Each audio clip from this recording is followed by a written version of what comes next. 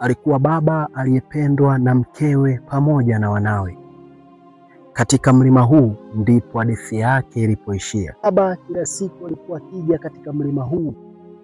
Kuna siku alikuja akamuona binti mmoja mweupe mzuri sana anaomba huku akitokwa na machozi. Alisogea karibu akamwambia, dada, naomba niwe player partner wako.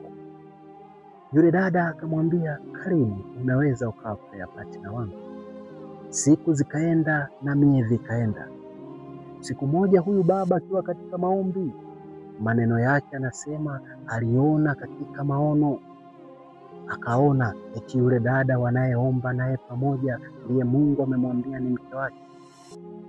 Yule baba bila kufikiri wala kuwaza wala kutafuta kokote, akaenda moja kwa moja kwa mke wake, akamwambia, mke wangu, Mungu kaniambia katika maono yule dada ninayefanya naye maombi ndiye mke wangu. Mke wake akajisemea moyoni, mume wangu, umepatwa na nini?